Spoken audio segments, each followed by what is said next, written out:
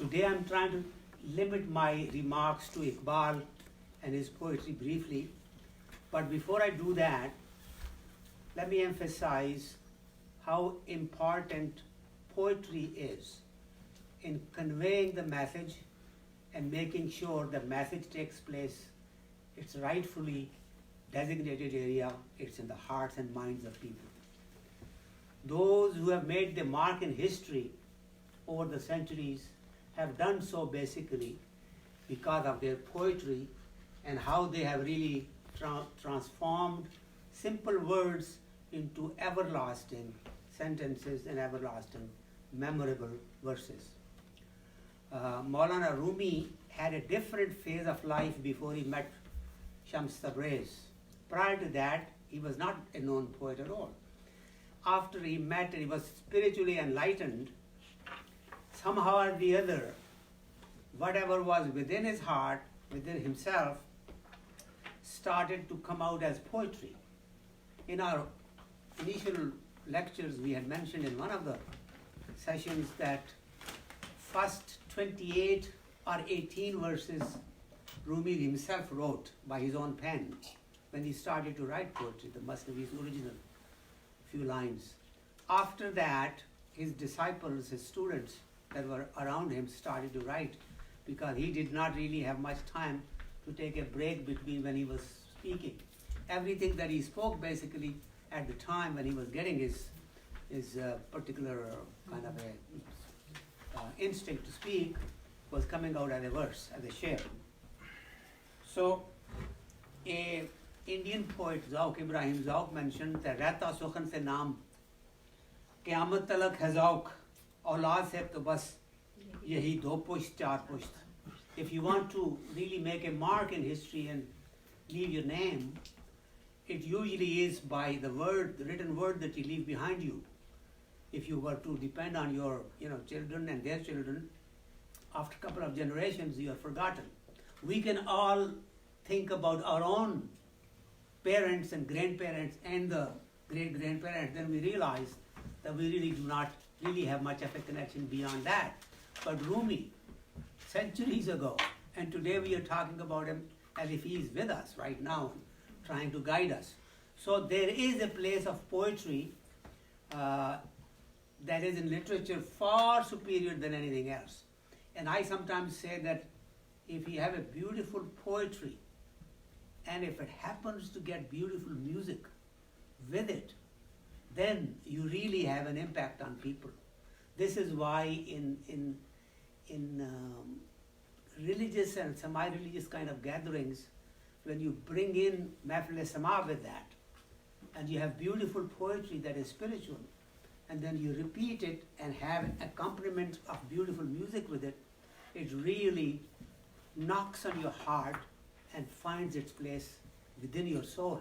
So poetry, good poetry, along with good voice and good music, and you have something that is unforgettable. Now, both Rumi and Iqbal have used verses, used poetry to transmit their message, although Iqbal clearly states that please do not remember me as a poet, remember me as somebody who has given a message and just passed on his feelings to others, but we know that that was his inkasari, that was his being, his greatness. But actually he's a fantastic, phenomenal poet. Now, today I thought that ordinarily we talk about Rumi and his verses. Today I'm going to take few verses of Iqbal and translate them in Urdu, and you have the English translation on the side also. You can reflect on it a little bit. Let's see what Iqbal says about poetry first, and then what he says about Rumi. So I'll start with his two couplets from his nazm. जुए सरोद आफरी आती है कोहसार से, P के शराबे लाला गूं मैं कदाए बहार से, मस्ते माए खराम का सुन तो जरा पयाम तू, जिंदा वही है काम कुछ जिसको नहीं करार से, फिरती है वादियों में क्या दुख्तरे खुश खराम अब्र, करती है इश्क बाजियां सब्जाए मरगजार से, जामे शराब कोह के खुम कदे से उड़ाती है, पस तो बुलंद करके तय खेतों को जा पिलाती है. That's the first one. Ju Sarod Afri. Ju is a canal, a small little tributary of water. As it starts from the mountain, gets larger and larger as it gets down, becomes a river and then goes into the ocean. Ju. Ju Sarod Afri. Sarod Afri is musically endowed, making music, bringing music with us. That canal, Aati hai Kohsar se. It's coming, descending down from the little hills. Kohsar is an area where there are several hills, little hills, and it's just making its way through them. Beautiful picture that he paints in your mind. Jue Sarod Afri Aati hai Kohsar. It's coming down the hills. Pike Sharabe Lalagu. After drinking the red wine, drink, whatever, call it wine or whatever. Makadaye Bahar se. From the pub of the spring. In other words, spring brings in a drinking place, a winery, and she drinks it from there and brings it down. How beautifully it says that it takes the little droplets from the mountains, makes it into a canal, and flows so singingly, musically down the path. Maste Mae Harab ka sunto dara payam tu. Maste Mae Haram. She is now intoxicated with that wine, and she's giving sunto dara payam tu. Please listen to her message. Just pay attention to her message. What is it? Zindagi wohi hai, zinda wohi hai kaam kuch jisko nahi karar se. He is the only person alive. Zinda wohi hai. He is the only one alive. Kaam kuch, who has nothing to do with, jisko kaam kuch nahi karar se. Zinda wohi hai kaam kuch jisko nahi karar se. He is the only one alive that does not stay still. Keeps on moving, keeps on struggling, keeps on moving.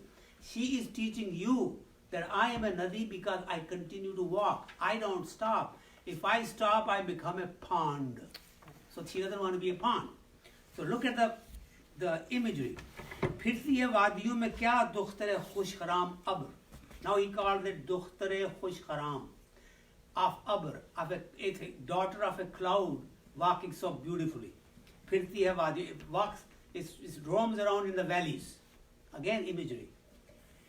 करती है इश्कबाजियाँ सब्ज़ाए मर्गदार से. It's really enchanting and trying to flirt around with, I said being lovey-dovey, but she is actually trying to be romantic with the greenery of the pasture land. Marzar is where your cattle go to graze.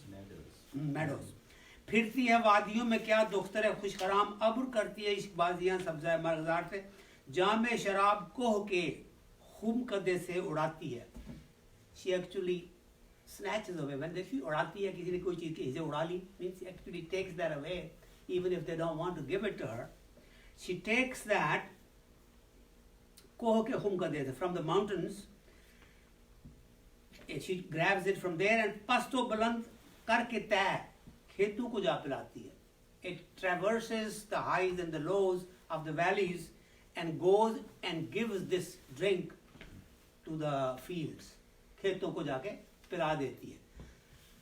Here the symbolism is the canal takes something that is needed by the fields from the mountains and brings it to the fields where you sow down your seeds for your crops. The crops grow and you see the results of your toil, your mehnat, your hard work. Now how is this related to poetry? Now listen to the next verse. शायर दिल नवाज भी बात अगर कहे खरी. A dil nawaz shair is a true shair, somebody who really is entertaining your hearts, really serving your hearts, touches your hearts. If he says the truth, khari baat keh de. If he tells you really the way it should be told, doesn't beat around anything, basically gives you the facts as the person perceives them in his mind. होती है इसके फैज़ से मज़राए ज़िंदगी हरी. Because of that, mazra is that kheti, where the tillers actually sow it. Like mazare, working on the fields, mazra is the field in which he works. So of the life, the field of life is fed by that good poets, good verses. शान खलील होती है इसके कलाम से आया. When he speaks, he is out there to break and shatter all the idols. And he works the work of Ibrahim Khalilullah, who actually shattered and broke all the idols from the old Kaaba and gave the message of oneness of God. शान खलील होती है उसके कलाम से आया करती है उसकी कौम जब अपना शियार आज़री. When the nation starts to worship idols and follow their own wishes and whatever desires they have, just like Professor Saab was alluding to the fact that when you start to pursue your own desires, then the nafs is fed, but your mind is not fed. Basically, when people start to forget Allah subhanahu wa ta'ala and the spirituality and whatever, and start to follow their materialistic needs, this is like idol worship, so to speak, because now you are looking towards help from the sustenance and from the worldly things and not really depending that Allah subhanahu wa ta'ala is the ultimate provider. Ahle zameen ko nuskha-e zindagi dawam hai. For the people who live on earth, this is the prescription for zindagi dawam, eternal life. That poetry he's talking about. Khoon jigar se tarbiyat pati hai jo sukhanwari. The words that come out after really thinking, after really, choosing the right words and working at it so that you come up with a message pure, simple, clear, and perfect. If you really work hard at that, it's not just writing and writing and writing without any purpose, without any message. That's not the poetry. Poetry that really comes from your heart after we have really fed it with your blood of your liver, so to speak, Khoon jigar. Then that poetry makes its place. Or this is the verse for which I have said all of this. Gulshan-e dahr mein agar juए माए सुखन न हो, फूल न हो, कली न हो, सब्जा न हो, चमन न हो. Iqbal says that if this poetry, juए माए सुखन, canal of the wine of the poetry, words, if this canal of the poetic thread that has been coming down by intellectuals down to us, if this does not exist, Gulshan-e dahr, Gulshan-e dahr is the world. All created world is dahr. Gulshan is its presentation, so to speak. Agar juए माए सुखन ना हो, फूल ना हो, there won't be any flowers. Kali na ho, there will be no buds. Sabza na ho, there will be no greenery. Chaman na ho, where as a matter of fact there will be no gardens. So all the beauty of actually literature, he says, comes from the good poetry. And if this is taken away, all that raunak, all that colorfulness of the life will totally disappear. So, after having said that in praise of poetry, let me just give 3 of his verses that he's trying to tell us as to where are you going to get that. And that's a galat nigar hai, teri chashme neem baaz ab tak. Nigar hota hai vision, dekhne wala. Galat nigar is looking at the wrong side. Teri chashme neem baaz, your eye that is half open. You're not even fully opening the eyes and you're not looking at the right place. Up to now, you have not been concentrating and looking at the right place where you must be looking. He's addressing all of us. Tera wajood, tere waaste hai raaz ab tak. Your existence, your being, even for you, it's still a secret. You still do not even know who you are. Galat nigar hai teri chashme, neem baaz ab tak. Tera wajood, tere waaste hai raaz ab tak. Tera niyaz nahi aashnae naaz ab tak. What is niyaz and what is naaz? Tera niyaz nahi aashnae naaz ab tak. Hota hai na, when you meet somebody that you love, आप न्याज़मंद होके जाते हैं, अगले वाला नाज दिखाता है. Can you correlate that? तेरा न्याज नहीं है आशनाए नाज अब तक. You really don't know what you want, and you don't even know where you should look for it. You may have something that could be your beloved, but you have no idea where it is. नाज़ो अदा कहें तो ज़्यादा आसान हो जाएगा. नाज़ो अदा नहीं, अदा यहाँ नहीं है ना. नाज is different. what he's saying is that you have your Naz, which is your heart, your spirit within you, but you have no training to really look there. Let me finish, then you'll get it, Professor. तेरा न्याज नहीं आशराए नाज अब तक कि है कयाम से खाली तेरी नमाज अब तक. Now this opens it up. कि है कयाम से खाली तेरी नमाज अब तक. The only word here that is worth pondering is qiyam. You know what qiyam is? Establishment of prayer. No. किसी जगह ठहरना, No. क़याम करना. No. I'll tell you. She's got it. In the namaz, there are several areas. Takbir, qiyam, ruku, sujood. Qiyam is the maqam, place where you actually say, actually you're now talking to Allah subhanahu wa ta'ala. That's where you talk. In the beginning you go like this, which means you are just shutting everything else up. Go here, and now is your qiyam. In qiyam you are supposed to be visualizing your mehboob, visualizing Allah subhanahu wa ta'ala. That's where you actually connect, because you're face to face. Eyes are in front, eyes are behind, but you're not in ruku or sujood where you are distracted. Qiyam is the only maqam where you actually say Alhamdulillah Rabbil Alamin. Ihdina sirata. You're actually conversing. That qiyam, he said, कि है क़याम से खाली तेरी नमाज अब तक, कि you actually do pray, but when you are actually standing in qiyam, you are not in qiyam. You have no concept of qiyam yet, because you don't realize where you are supposed to look and who you will talk to and how you are to conceptualize him. गुस्सा तार है तेरी खुदी का साज अब तक. Khudi is your inner being, something within you that you have nurtured, that has your soul or soul-like, whatever it is, nafs or whatever is in there. Gusasta tar hai teri khudi ka saath. Within you, something is supposed to talk, but its strings are broken. You do not have that musical instrument or the phonetic kind of ability that can talk to him, because those strings are broken. You did not really take care of them. They are not fixed. They cannot play the music that is required to reach up. गुज़श्ता तार है तेरी खुदी का साज अब तक. Your spiritual being has not been developed yet, and it's broken. You have to fix it. कि तू है नगमा-ए रूमी से बेनियाज अब तक.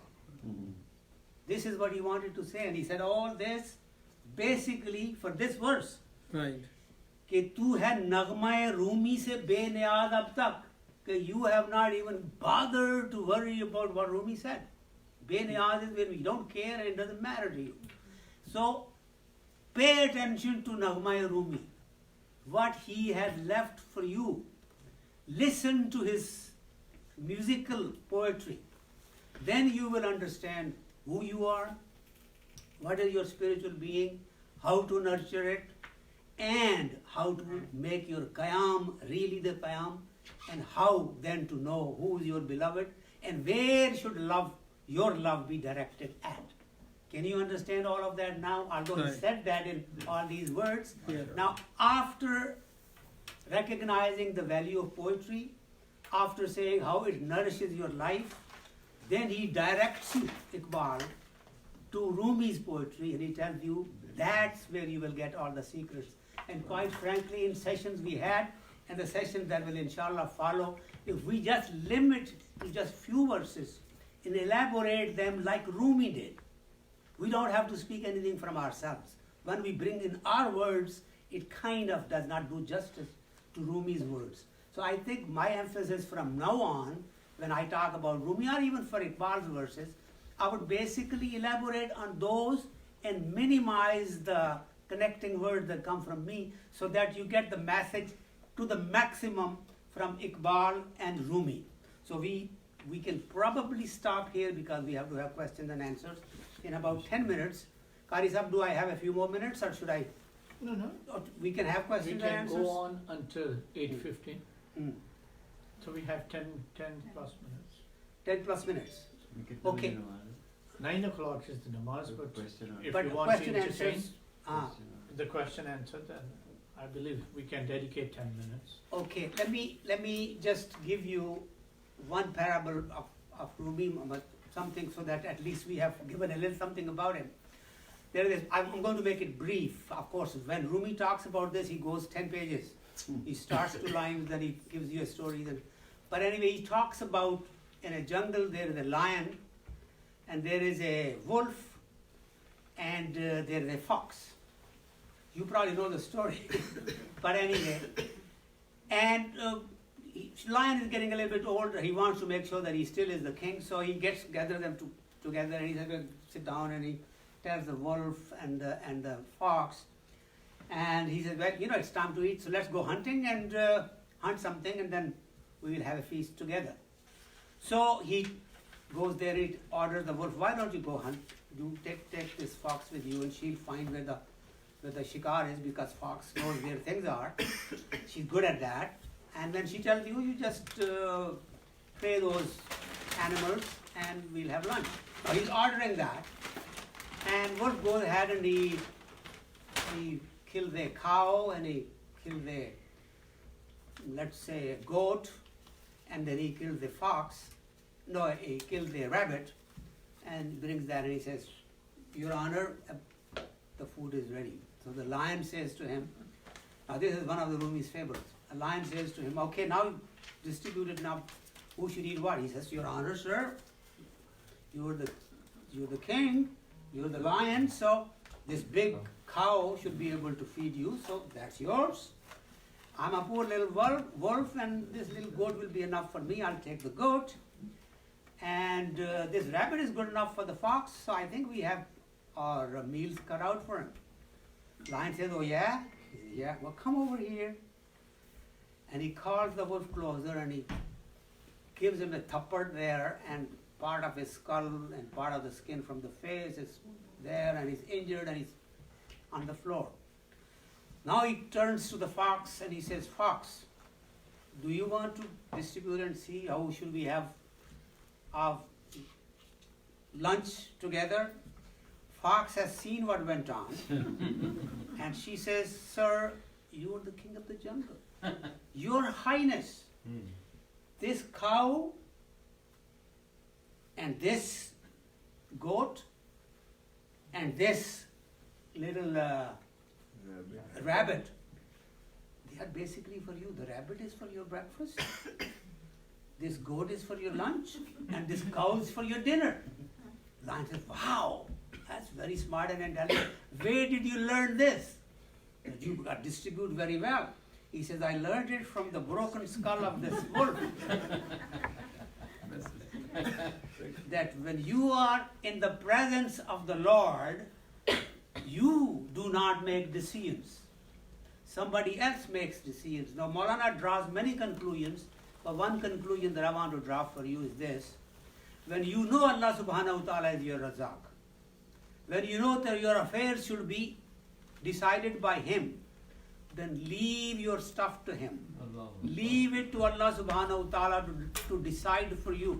When you are at a bifurcation and you want to know whether to go right or to the left, you say, "Tawakkal ala Allah." I depend on you, Allah subhanahu wa ta'ala. Wherever my car turns, that is the destiny. So when you have presence of a high authority, lesson to learn is always remember that all decisions finally are made by Him. We may think that we go here and we go there and we did this and we did that, but quite frankly, those who befriend Allah subhanahu wa ta'ala, life becomes easy for them. All you have to do is submit totally like that fox did. They chose these animals very nicely. Rumi knew exactly. The fox is very cunning and intelligent and smart. The wolf really loves to kill and eat, and obviously he was trying to be fair, but fairness does not matter. I cannot give you all the parables the Rumi gives, but if you read that extends over a few pages, you see at every step he teaches you a lesson. Why he did that, why he did that, why he picked the fox, why.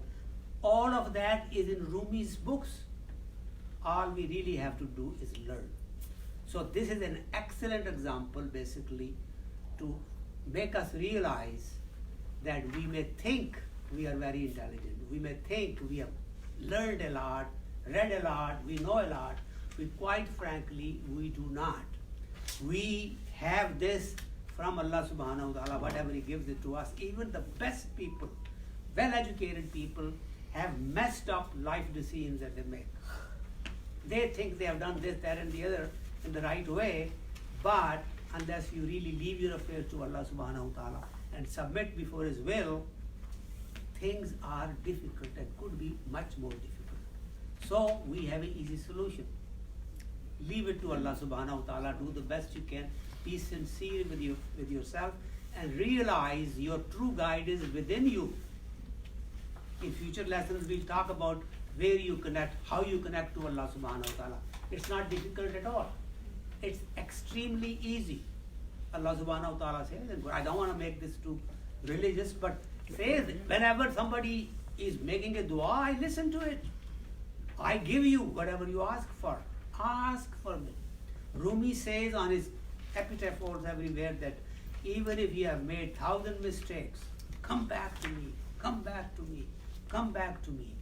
You cannot be, your sins cannot be more than the mercy of Allah subhanahu wa ta'ala. Just come back to Him.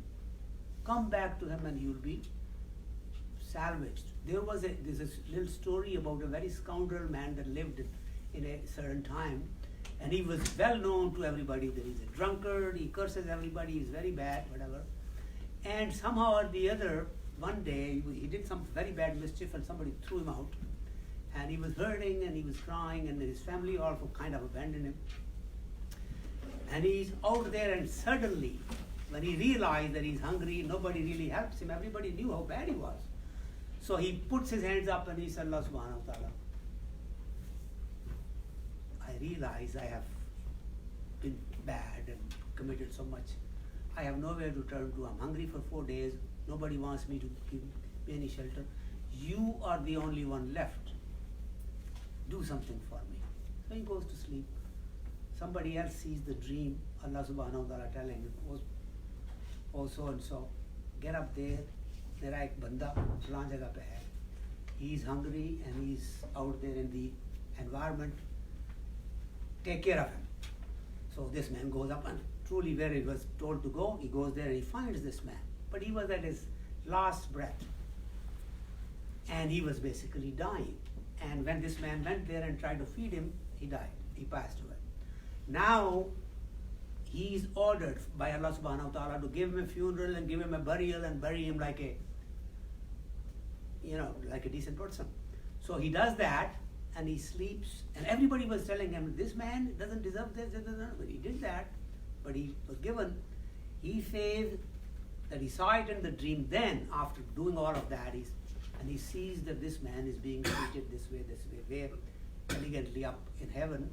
And because of him, this person who was told to do, he also was getting all the accolades and stuff like that. And he says, my banda, he was my servant, and he looked up to me when nothing else was there. I had forgiven him for whatever he had done. Who are you to question it?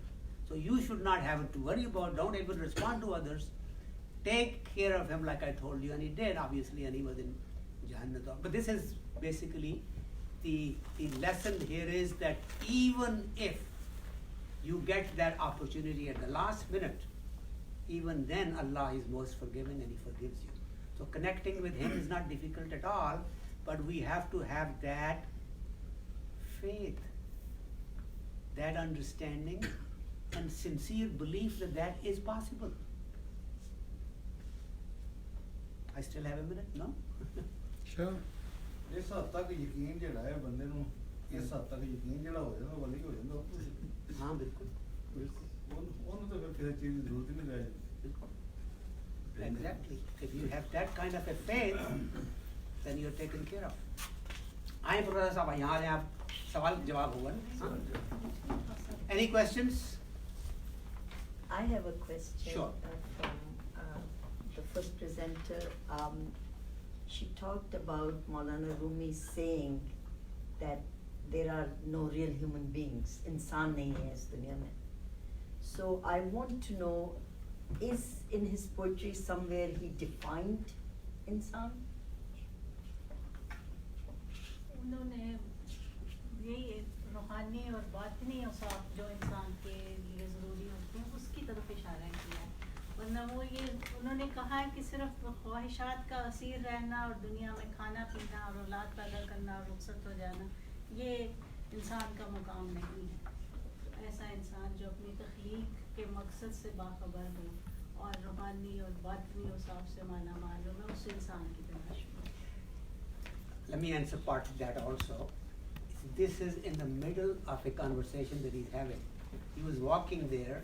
If you read the verses before and after, he's talking about the struggle of humans. He's not basically giving a verdict.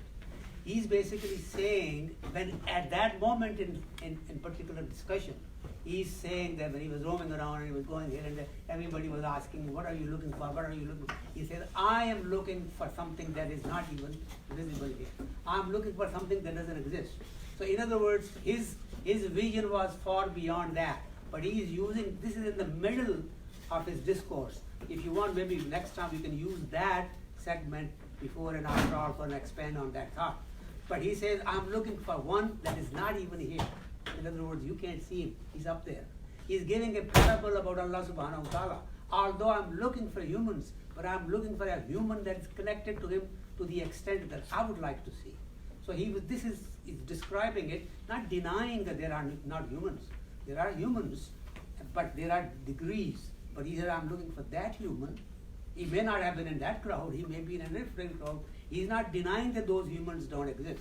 He's only saying that he's looking because he's still struggling to go and make sure that those people are somewhere there that know that they should be worth seeing. Good question. There is a story, Dr. Ji.